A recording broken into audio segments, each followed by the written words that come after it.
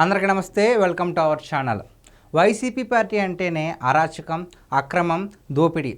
ఎందుకు ఈ పాయింట్ ఇప్పుడు చెప్తున్నాను అంటే, వైసీపీ మాజీ మంత్రి జోగి రమేష్ చేసిన ఒక వ్యవహారం ఇప్పుడు బాగా కలకలం రేపుతుందండి. అసలు విషయం ఏంటి అంటే, జోగి రమేష్ మెడకు బిగుస్తున్న ఉచ్చు. అసలు ఎందుకు బిగుస్తుందో ఒకసారి తెలుసుకునే ప్రయత్నం చేద్దాం. అగ్రిగోల్డ్ భూముల కబ్జా చేసి అక్రమ రిజిస్ట్రేషన్ల వ్యవహారంలో మాజీ మంత్రి జోగి రమేష్ మేడకు ఉచ్చు బిగుస్తుంది. అంటే అగ్రిగోల్డ్ సంస్థకు సంబంధించిన కొన్ని భూములను కబ్జా చేస్తారు.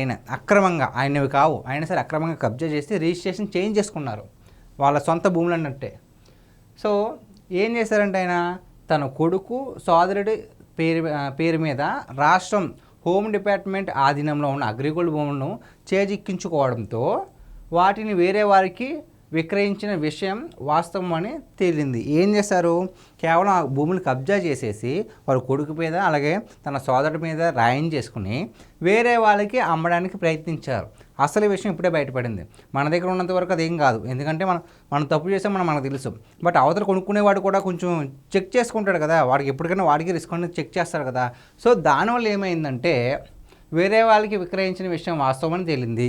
ఏమని, రెవెన్యూ ఏసీబీ శాఖలు సంయుక్తంగా చేపట్టిన విచారణ కమిటీ నివేదిక తాజాగా సిఐడికి చేరిందంట. దాంట్లో ఏముందంటే, ఇద్దరు కూడా కలిసి జరిపిన పరిశీలనలో కొన్ని ఆధారాలను తీశారు. రెండూ కలిసి చేశాయి కాబట్టి కొన్ని ఆధారాలు బయటకు వచ్చాయి. ఏమని, విజయవాడ రూరల్ తహసీల్దార్ సుగుణ తన విచారణకు సంబంధించిన సమగ్ర రిపోర్ట్ను ఏసీబీకి సిఐడికి తాజాగా అందించారంట.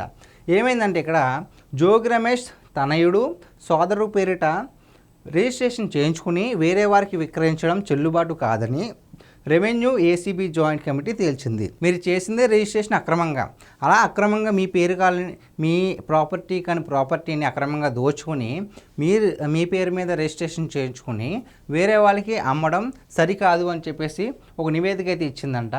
సో దానివల్ల ఏమైంది, ఇప్పుడు ఆ భూములు ముమ్మాటికి అగ్రిగోల్డ్ వే అని తేల్చింది. సో ఏవైతే భూములు వీళ్ళు దోచుకున్నారో అవన్నీ కూడా అగ్రిగోల్డ్ వే అని ఒక నిర్ధారణ అయితే వచ్చింది.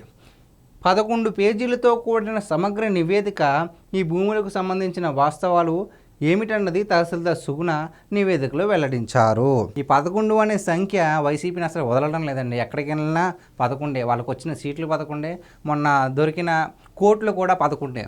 ఇప్పుడు ఈ 11 పేజీల నివేదికను కూడా ఇచ్చారంట.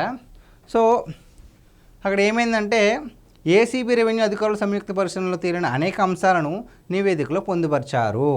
అసలు విషయం ఏంటంటే, అంబాపురం గ్రామం ఆర్ఎస్ నెంబర్ 87లోని 2293.05 చదరపు గజాల భూమిని పెదపాడు పోలీస్ స్టేషన్లో నమోదైన క్రైమ్ నెంబర్ 3/2025 ప్రకారం GOMS నెంబర్ 133.117లను అనుసరించి రాష్ట్రం హోమ్ డిపార్ట్మెంట్ అటాచ్ చేసిందని పేర్కొంది. సో దీనంతటికీ మూల కారణం ఏంటంటే, మా అధికారంలో ఉన్నాం కదా మేము, సో మేము ఏం చేసినా చెల్లుబాటు అవుద్దని చెప్పేసి అధికార అహంకారం నెత్తికి ఎక్కేసి ఏం చేసినా సరే ఎవరు నెక్స్ట్ మనల్ని ఏం చేయలేరు, మన జగనన్న కూడా మనతో తోడుగా ఉన్నారు కాబట్టి మనం ఎన్నైనా సరే దోచేసుకుని 4-5 తరాలకు సరిపడా మనం సంపాదించేసుకుందామని చెప్పేసి ఇలా అక్రమాలకు దిగితే ఈరోజు కాకపోయినా రేపటికైనా సరే చిన్న చిన్న మిస్టేక్ల వల్ల, మనం చేసే చిన్న తప్పుల వల్ల పెద్ద పెద్ద విషయాలు బయటపడతాయనే దానికి ఇప్పుడు జోగి రమేష్ గారే పెద్ద నిదర్శనం. ఇది ఒక్కటే కాదండి, ఇవి చాలా చాలా చిన్నవి. జస్ట్ ఇప్పుడైతే కేసు నమోదు అవుతుంది నాకు తెలిసి, దాని తర్వాత విచారణ అంటారు, విచారణకు హాజరవుతారో లేదో కూడా తెలీదు. దాని తర్వాత మళ్ళీ అది సిట్ అంటారు, అది అంటారు, ఇది అంటారు. ఈ విషయం తెలియసరికి చాలా కాలం అయిపోద్ది.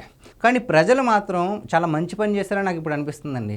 ఒక్కసారి అధికారం ఇస్తే ఇచ్చారు, కానీ మళ్ళీ రాకుండా వాళ్ళని అధపాతాలను నిజంగానే తొక్కేస్తారు.